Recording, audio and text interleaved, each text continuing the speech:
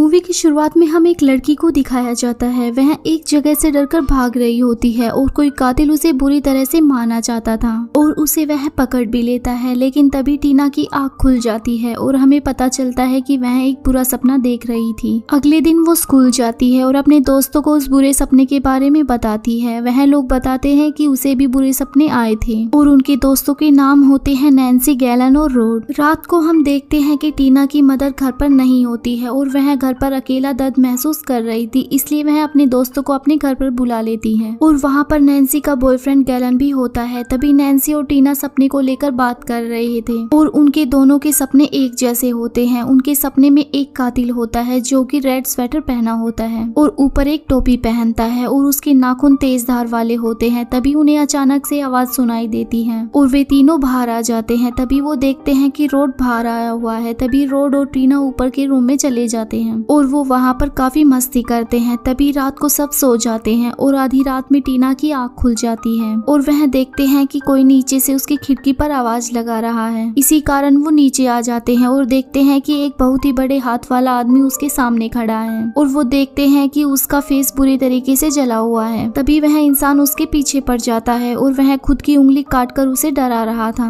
और जैसे ही वह घर में घुसने को होती है वैसे ही वह उसे पीछे से पकड़ लेता है। तभी हम देखते हैं कि यह एक बुरा सपना होता है। तभी रोड टीना की चादर को हटा देता है और वह पूरी तरीके से तड़प रही थी और वह सपने से बाहर नहीं आई थी। तभी हम देखते हैं कि उसके कमर पर तेजधार वाले नाखून से वार किया जाता है और वह खून से लथपथ हो जाती है और उसे हवा में उछालकर उसके शरीर को काटकर नीचे फेंक देता है। तभी वहाँ पर नैन्सी और गैलन भी आ जाते हैं और रोड वहाँ से भाग चुका होता है। तभी हमें अगले सीन में दिखाया जाता है कि नैन्सी के पिता एक पुलिस वाले थे। तभी उसके पिता कहते हैं कि टीना को जरूर रोड ने नहीं मारा है। तभी नैन्सी कहती है नहीं, टीना को उसी ने मारा है। टीना को सिर्फ सपना आया था कि कोई कातिल उसे मारने वाला है। तभी अगले दिन नैन्सी स्कूल जा रही थी। तभी रास्ते में उसे रोड पकड़ लेता है। तभी नैन्सी उससे कहती है कि तुम यहाँ क्या कर रहे हो और टीना को किसने मारा है। तभी रोड उसे कहता है कि टीना को मैंने नहीं मारा है और तभी पीछे से टीना के पिता भी आ जाते हैं। उन्हें देखकर रोड भागने लगता है। तभी आगे बाकी ऑफिसर उसे घेर लेते हैं और उसे पकड़कर ले जाते हैं। इसके बाद नैन्सी स्कूल में चली जाती है और जहाँ पर नैन्सी की क्लास चल रही थी वहाँ से उसे टीना की लाश दिखती है। तभी वह क्लास से बाहर आ जाती है और देखती है कि टीना की लाश को कोई घसीट कर ले जा रहा है। इसके बाद उसकी टक्कर एक लड़की से हो जाती है जिसके हाथ में बड़े बड़े नाखून थे और उसकी अजीब हरकत वह देख रही थी। तभी वह उसके साथ नीचे बेसमेंट में जाती है और वह रूम अचानक से फैक्ट्री में बदल जाता है। तभी नैन्सी के सामने वो शैतान आ जाता है जिसने की टीना को मारा होता है और वह अपने बड़े बड़े नाखूनों के साथ उसके पीछे पड़ जाता है। दरअसल इस शैतान का नाम फ्रेडी होता है और यह लोगों के सपने में आकर उन्हें मारता है। तभी उसका हाथ जल जाता है और वह सपने से उठ जाती है। तभी क्लासरूम के अंदर उसकी टीचर उसे घर भेज देती है और कहती है कि तुम्हारी तबीयत खराब हो गई है, तुम घर जा सकती हो। तभी वो रास्ते में जाते हुए देखती है कि उसके हाथ पर असली में जले हुए का निशान है। तभी वह रोड से मिलने के लिए जेल में जाती है और वहाँ रोड उसे कहता है कि दरअसल मैं टीना को बचाना चाहता था। वह सपने में बुरी तरह से तड़प रही थी और जैसे ही मैं बचाने को हुआ वह खून से लथपथ हो चुकी थी और उसे सपने में ही किसी ने मार दिया था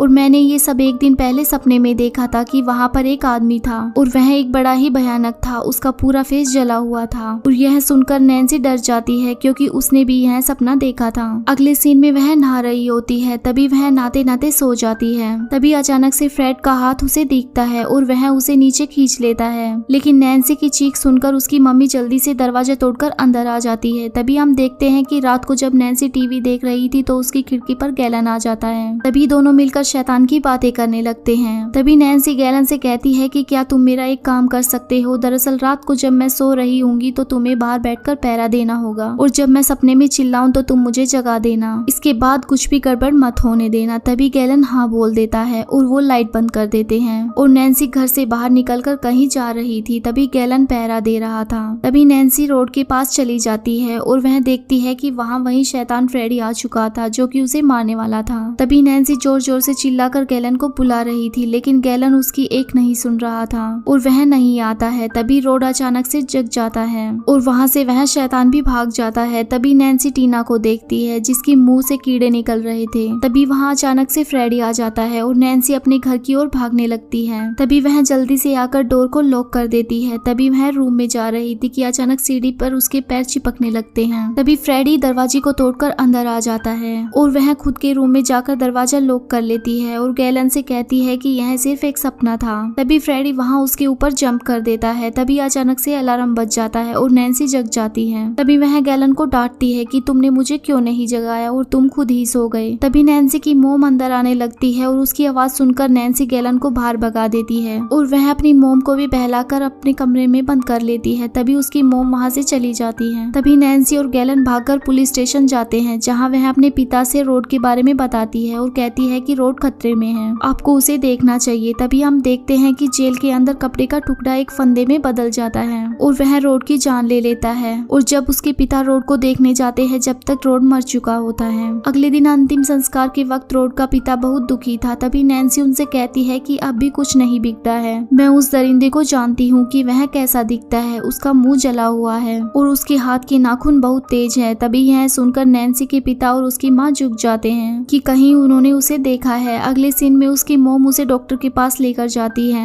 तभी डॉक्टर उसे अच्छी तरह से स्कैन करते हैं। तभी वहाँ उसे फिर से नाइटमेयर आने लगते हैं। तभी मशीन भी काम करना बंद कर देती है। तभी डॉक्टर उसके रूम में जाते हैं और उसे फौरन जगा देते हैं और हम देखते हैं कि उसके हाथ में खरोच के निशान थे और वह सपने में जाकर फ्रेडी की टोपी लेकर आई थी। तभी घर आकर नैन्सी और उसके मोम के बीच में बहस हो जाती है। तभी नैन्सी अपनी मोम से कहती है कि फ्रेडी मेरे पीछे पड़ा है, अगर आप उसे जानती है तो मुझे उसके बारे में बता दीजिए। तभी उसकी माँ उससे कहती है कि बेटा फ्रेडी तो पहले ही मर चुका है। तभी नैन्सी को गुस्सा आ जाता है और वह वहाँ से चली जाती है। तभी नैन्सी अगले दिन अपने घर के बाहर देखती है और उसकी खिड़कियों पर प्रोटेक्शन लगा दिए गए हैं और इसके लिए वह अपनी मोम से लड़ाई करती है और अपनी मोम से पूछती है कि आपने बाहर प्रोटेक्शन क्यों लगाए हैं। तभी उसकी मोम कहती है कि बेटा हमने तुम्हारी सुरक्षा के लिए लगाए हैं। तभी वह उसे बताती है कि दरअसल फ्रेडी एक बदमाश इंसान था जो कि लड़कियों का शोषण किया करता था और वह 20 बच्चों को मार चुका है। तभी वह बताते हैं कि हम सबने मिलकर उसको जलाकर मार डाला था और उसके साथ साथ उसका हाथ भी लेकर आ चुके हैं, जिसमें कि यह बड़े बड़े नाखून भी हैं। तभी रात को नैन्सी गैलन को फोन करके बताती है कि तुम्हें मेरा एक काम करना होगा, तुम्हें रात को मेरे घर के बाहर पहरा देना होगा और जैसे ही मुझे सपने आने लगे और मैं चिल्लाऊं तो मुझे जगा देना, इससे मैं उस दरिंदे को बाहर ले आऊंगी और तुम उसे बेसबॉल बैट से मार डालना।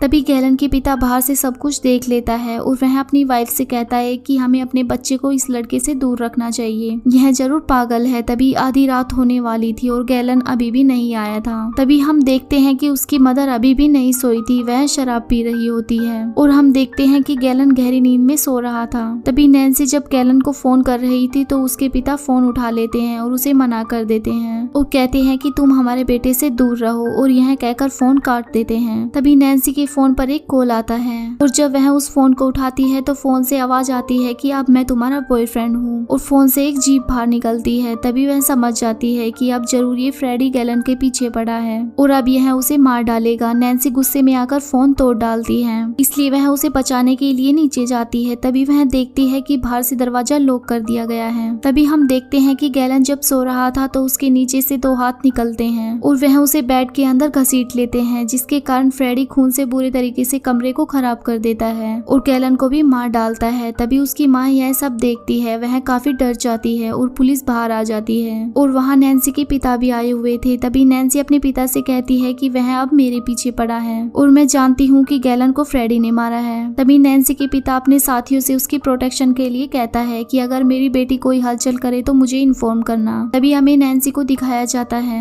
जो कि फ्रेडी को मारने के लिए कुछ जाल बिछा रही होती है। तभी वह 10 मिनट का अलार्म लगाकर सो जाती है। तभी हम देखते हैं कि नैन्सी वहीं फैक्ट्री में होती है जहाँ पर वह शैतान भी आ जाता है और वह उसे लड़कर उसे बाहर ले आती है, जहाँ पर वह अपने घर के बाहर कूद जाती है। तभी हम देखते हैं कि नैन्सी सपने से बाहर आ जाती है और उसके पीछे फ्रेडी होता है जो कि उसे मारने वाला ही था। तभी फ्रेडी नैन्सी के बनाए हुए जाल में फंस जाता है और उसे बुरे तरीके से चोट भी आ जाती है। तभी अचानक से बल्ब फट जाता है और तभी बाहर आवाज आने लगती है कि जल्दी मेरे पापा को भेज दिया जाए, मुझे उनकी जरूरत है और मैंने शैतान को पकड़ लिया है। तभी नैन्सी फ्रेडी पर आग लगा देती है। तभी ऑफिसर्स नैन्सी के पिता को बुलाते हैं और दरवाजा तोड़ देते हैं और अंदर आ जाते हैं। तभी फ्रेडी उसकी माँ को मारने के लिए जा चुका था। तभी सब लोग उसकी मोम के रूम में जाते हैं और हम देखते हैं कि फ्रेडी नैन्सी की माँ को मार चुका था और जैसे ही वह चादर को उठाकर देखते हैं तो वह वहाँ से गायब हो जाता है। तभी उसके पिता परेशान होकर नीचे चले जाते हैं। तभी फ्रेडी भी वहाँ पर आ जाता है जो कि उसे मारने जाता है और नैन्सी जानती थी कि अगर उसकी तरफ पलटकर नहीं देखी तो वह खुद ही गायब हो जाएगा